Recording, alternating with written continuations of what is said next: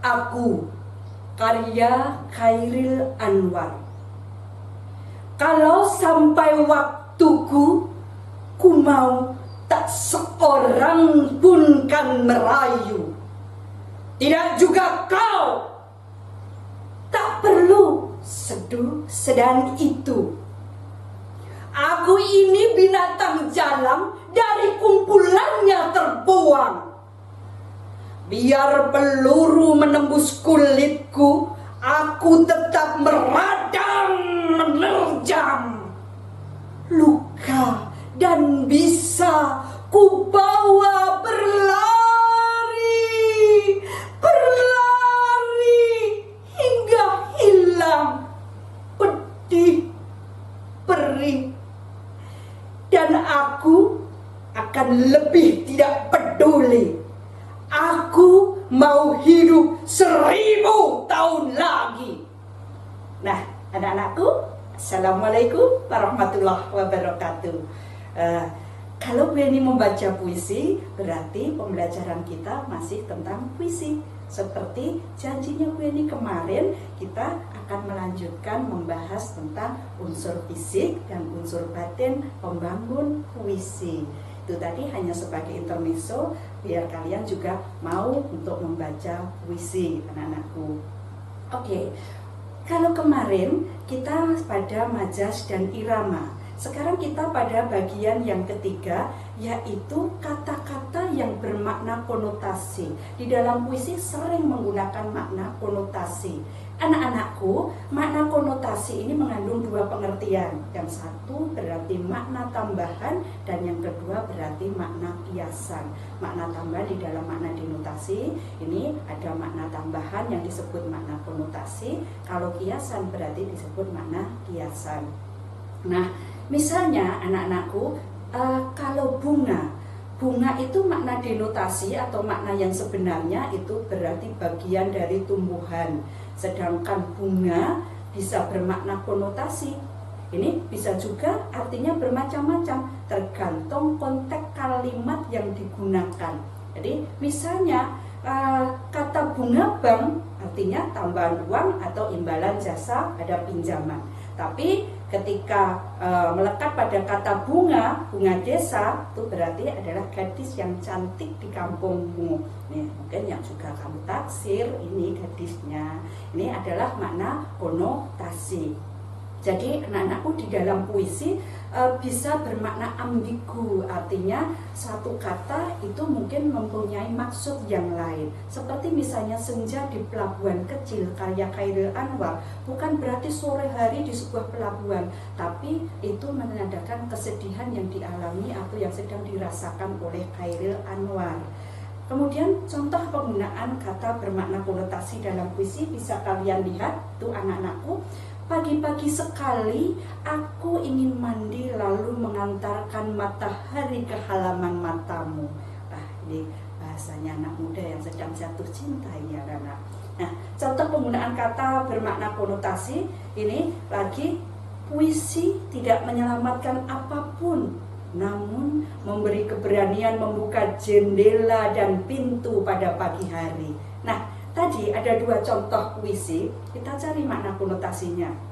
Misalnya ada kata matahari. Kalau makna denotasinya, matahari itu termasuk tata surya kita. Tapi kalau makna konotasinya itu berarti matahari itu kan cerah, terang, panas, berarti bisa berarti semua suatu keceriaan atau kebahagiaan. Misalnya ada halaman tadi, aku akan mengantar matahari ke halaman matamu. Halaman ini bagian depan rumah makna denotasinya, tapi makna konotasinya berarti perasaan atau hati. Sedangkan puisi kalau denotasinya itu sebuah karya sastra, tapi dalam syair tadi, ini lirik tadi berarti penangan atau pengalaman. Sedangkan jendela dan pintu bagian dari rumah kalau makna konotasi denotasinya, maka makna konotasinya bisa berarti sebuah kehidupan atau masa depan. Nah, sekarang kita sudah selesai kata konotasi, sekarang kata-kata berlambang. Sering digunakan di dalam puisi, lambang atau simbol, karena puisi itu sifatnya simbolik. Nih, adalah sesuatu seperti tanda, gambar, atau kata yang mengandung maksud tertentu.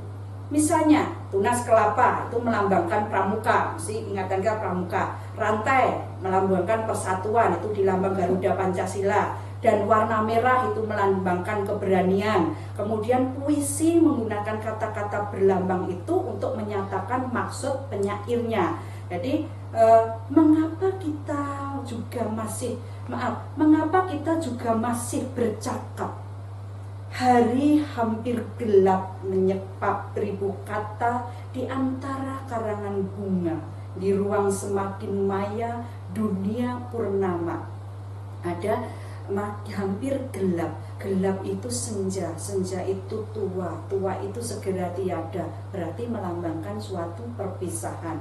Kalau kalian melihat karangan bunga, pasti ada kesedihan, ingatan kita pada sebuah kematian. Nah, ini contoh bahwa sesuatu kata dalam puisi itu bisa melambangkan sesuatu yang lain.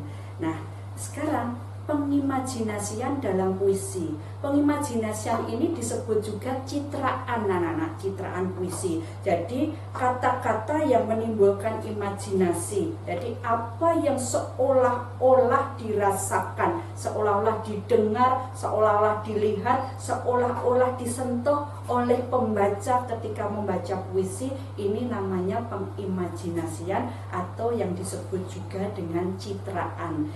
Ini citraan di dalam puisi, pengimajinasian dalam puisi itu kalau seolah-olah kita membaca puisi itu melihat sesuatu, maka itu namanya imajinasi visual. Sedangkan kalau seolah-olah mendengar sesuatu itu namanya imajinasi auditif.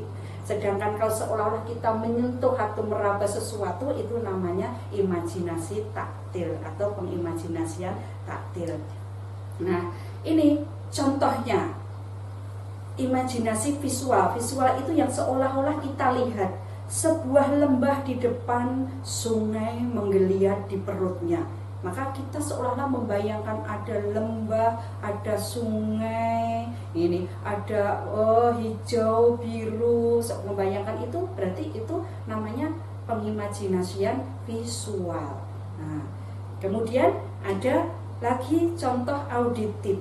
Ketika terdengar bunyi lonceng tembok, lelaki itu memandangnya. Mana yang menunjukkan imajinasi auditif? Terdengar bunyi lonceng, pasti angan kita lonceng itu klinting, klinting, klinting, klinting. Ini, itu anak-anakku. Misalnya kamu juga bisa membuat sendiri.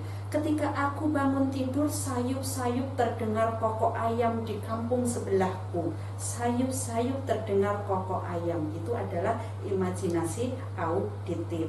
Kemudian, imajinasi taktil. Yang di dalam contoh ini yang menjadi imajinasi taktil kira-kira yang mana ya anak-anakku?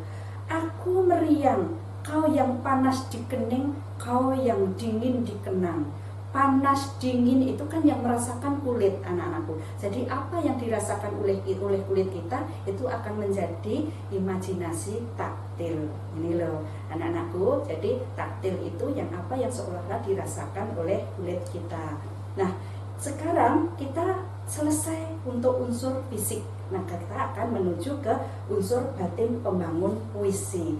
Nah, puisi itu juga mempunyai unsur batin yang terdiri atas tema, perasaan, nada, dan amanat.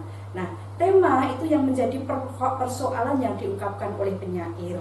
Jadi tema itu tersirat dan tersurat dalam seluruh isi puisi. Jadi temanya bisa tentang ketuhanan. Misalnya yang dibacakan Bu ini tadi puisi aku tadi tentang keangkuhan. Kalau puisinya doa karya Chairil Anwar itu tentang ketuhanan. Kalau puisi Hujan Bulan Juni itu tentang sebuah kerinduan, termasuk Serenada Hijau itu temanya tentang kerinduan pada kekasih. Kemudian perasaan itu wujud ekspresi penyair. Ekspresi penyair dapat berupa pengagungan kepada Tuhan, ini mesti temanya nanti ketuhanan. Tentang kegelisahan, kerinduan, kekecewaan, kebahagiaan, dan lain sebagainya. Intinya apa yang ingin diungkapkan oleh penyair itu adalah perasaan. Kemudian ada nada, itu sikap penyair yang diungkapkan dalam puisinya. Puisi itu bisa berupa kritik, nasihat, sindiran, pemujaan, atau cerita. Nah, Hujan bulan Juni itu termasuk puisi pemujaan karena kekaguman seseorang, kekaguman pada seseorang yang mempunyai sifat yang begitu tabah ini, atau istilahnya rindu yang menggelora karena ketabahan sang kekasih itu. Anak-anakku, jadi nada ini nanti juga dipakai untuk bagaimana kita membaca puisi. Kalau nadanya itu harus sedih, ya membaca puisinya harus dengan penghayatan sedih. Kalau nadanya itu gembira, ya harus gembira gitu. Nah, amanat ini adalah pesan yang ingin disampaikan oleh penyair kepada pembaca. Pesan yang ingin disampaikan, sebenarnya penyair itu, sastrawan itu di dalam karyanya pasti ada pesan tersirat di dalamnya. Contoh air mata, kamu baca sendiri ya anak-anak ya, lihat air mata menetes, ibu berkata menangislah, dan seterusnya. Saya tayangkan lagi ini anak-anak.